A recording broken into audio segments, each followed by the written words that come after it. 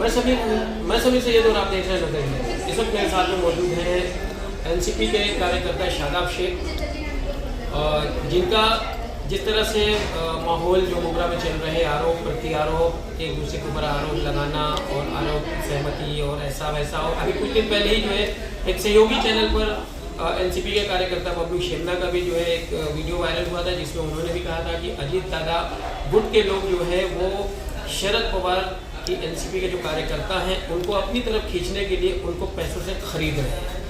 ऐसा ही मामला शादाब शेख के साथ भी आया है, जिनका ये आरोप है कि एनसीपी जो अजीत दादा गुट के लोग हैं उन्होंने इनको भी फ़ोन किया था और इनको भी पैसे की लालच दी और इनको भी अपनी पार्टी में शामिल होने के लिए कहा। फिलहाल अभी शादाब शेख का क्या कहना है हम उनकी ही ज़बानी सुनते हैं।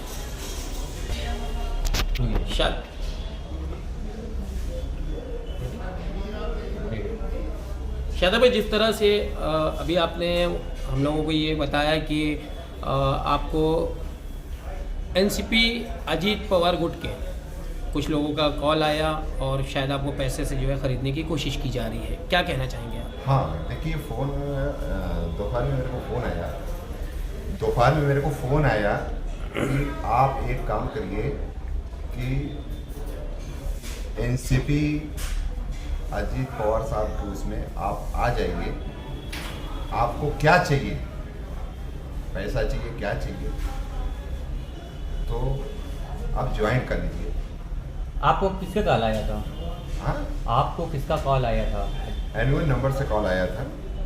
देखिए, जिस तरह से ये भी देखा गया है कि बीजेपी पार्टी से कंबाइंड ये चल रही है। हाँ, और ज़्यादातर बीजेपी पार्टी के लोग जो है चाहे वो कांग्रेस के हों, चाहे वो शिवसेना के हों, चाहे वो एनसीपी के हों या अदर बसपा वगैरह किसी की भी पार्टी के हों, उनको किसी न किसी चीज़ का लालच दे रहे हैं। ऐसा कई लोगों के द्वारा जो है आरोप लगाया जा चुका है, क्या कहेंगे आप?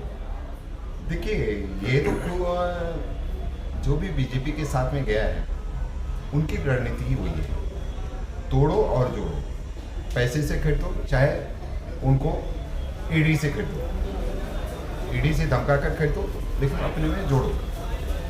ये राजनीति बहुत गंदी राजनीति चल रही है महाराष्ट्र में। मैं तो आज तक देखा था कि एमएलए खरीदे जा रहे हैं, एमपी खरीदे जा रहे हैं, खासदार आमदार खरीदे जा रहे हैं, कार्यकर्ता नहीं खरीदे जा रहे। और यहाँ पर एक तो नया फैशन चल गया कि आप कार्यकर्ता भी खरीदे जा रहे हैं, उनकी भी बोली लगाई जा रही है। तो ऐसा ही आरोप माननीय जितेंद्र अवार्ड की पार्टी जब थी एनसीपी, तो लोग लगाया करते थे कि जो उनका काफिला आता है या उनके प्रोग्राम में जो लोग शामिल होते हैं वो भी पैसों से खरीदे जाते हैं। तो ये इसमें सच्चाई कहाँ तक है और जिस तरह से आप जो बोल रहे हो उसमें सच्चाई कहाँ तक है? आरोप लगाना तो लोगों का काम है, लेकिन सच्चाई सामने तो नहीं हुई और यहाँ तो सच्चाई देखने को मिल रही है।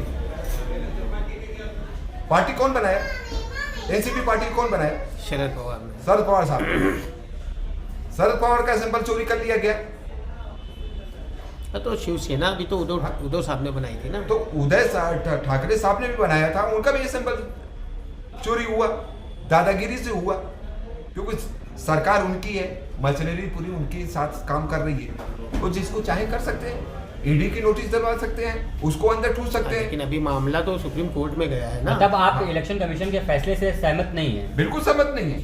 ये तो चोरी हुआ है ना भाई, किस हिसाब से हुआ है? जिसके पुराने लोग मिसाल देते थे, जिसकी लाठी उसकी भैंस, आज वो बीजेपी ने कर दिखा दिया, जिसकी लाठी उसकी भैंस। अच्छा, अभी जो ऐसे कार्यकर्ता हैं अजीत पवार गुट के, जो लोगों को कॉल कर करके उनको जो है ख़रीदने की कोशिश कर रहे हैं, ऐसे लोगों को किस तरह का संदेश आप पहुंचाएंगे? या तो जो आपकी पार्टी है इस वक्त, जो शरद चंद्र पवार की एनसीपी है, उनसे या अदर पार्टियों से किस तरह का आप मैसेज देंगे कि ऐसी पार्टियों से और ऐसे लोगों से दूर रहें? क्या है हमारी जो पार्टी है शरद चंद्र पवार जो है वो अपना काम कर रहे हैं और उनके कार्यकर्ता फिक्स हैं, वो किधर जाने वाले नहीं हैं और इसका रिजल्ट हम इलेक्शन में देंगे। जो करो कर रहे हैं ना, हम उनका इलेक्शन में पूरा देंगे। और आज आपको बता दूं कि माननीय हमारे जितेंद्र अवार्ड साहब खासदार, वो मुंब्रा कलवा विधानसभा के जनता के दिल में बसे हुए हैं और ये लाख कोशिश कर ले कि हम ये कर देंगे, हम वो कर देंगे, उनके ऊपर हमला कराने की कोशिश की जा रही है।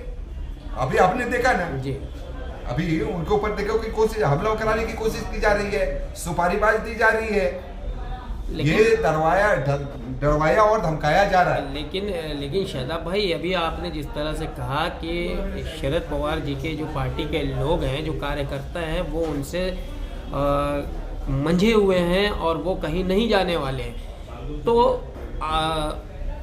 आनंद परांजपे वो भी शरद पवार जी की पार्टी में मंझे हुए थे, नजीब मुल्ला वो भी शरद पवार जी की पार्टी से जुड़े हुए और एकदम ख़ास थे।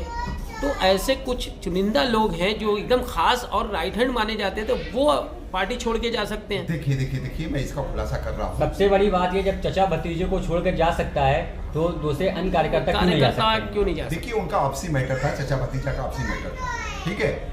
अब रही बात कार्यकर्ता की, कार्यकर्ता माननीय शरद पवार साहब के साथ जुड़ा हुआ है और जुड़ा रहेगा, ठीक है, और लास्ट तक जुड़ा रहेगा, आखिरी सांस तक जुड़ा रहेगा। लोग जबरदस्ती, अभी आपने बहुत अच्छा दिया कि कुछ नेताओं का आपने नाम जो लिया है, आनंद परांजपे, नजीब, ये लोग ईडी के डर से ज्वाइन किए,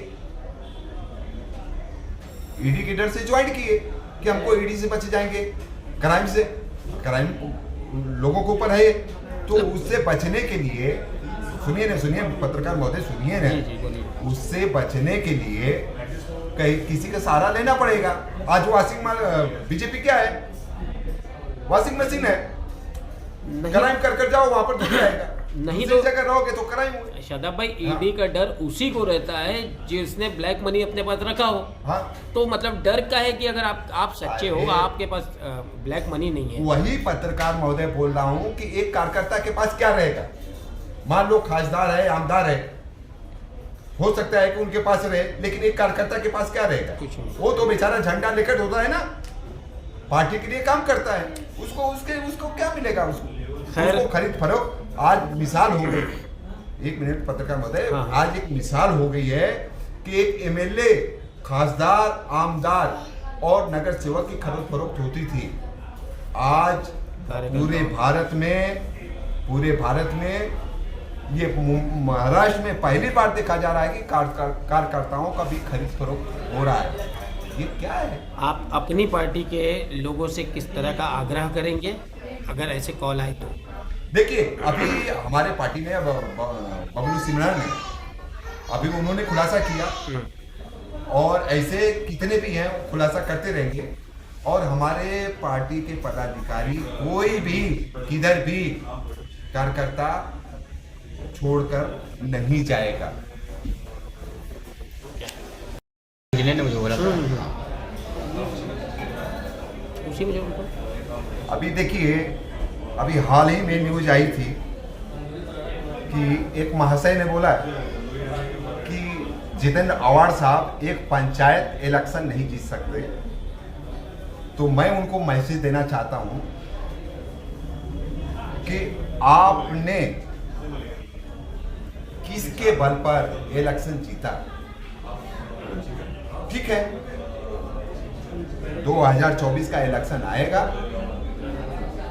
और उसमें पूरे तरीके से 1.5 लाख वोट से जीतकर विजयी घोषित होकर आएंगे जितेंद्र आव्हाड साहब। ये मैं चैलेंज करता हूं, और मुंब्रा कलवा विधानसभा के जनता भी भरपूर साथ देगी। 1.5 लाख वोट से विजयी होकर आएंगे जितेंद्र आव्हाड साहब, और उनके मुंह पर काली पोती जाएगी। मैं भी यही मुंब्रा का रहने वाला हूं और वो भी महाशय मुंब्रा के रहने वाले हैं। आज दल बदलू, कभी इधर भागती है, कभी उधर भागती, ठीक है, पार्टी चेंज करते रहते। जब तक फायदा लेना था फायदा लिए। आज देखे कि भाई सत्ता नहीं है, उस सत्ता में चले गए, उसका भी मुंब्रा की जनता उनसे हिसाब लेगी। 2024 में वो जीत कर दिखाएं। एक कारपोरेशन का इलेक्शन नहीं जीत सकते। जितिन अवार साहब की तो बात ही दूर है, उनको करे कि नहीं एक पंचायत इलेक्शन नहीं जीत सकते। लेकिन आप देख लीजिएगा कि 2024 में 1.5 लाख वोट से जितिन अवार साहब जीतकर आएंगे और मुंब्रा कलवा विधानसभा की जनता की आप भरपूर तरीके से उनको पूरा भरपूर सपोर्ट मिलेगा और ये मैसेज जाएगा विरोधियों को। 2024 में जनता अपना रिजल्ट दे देगी।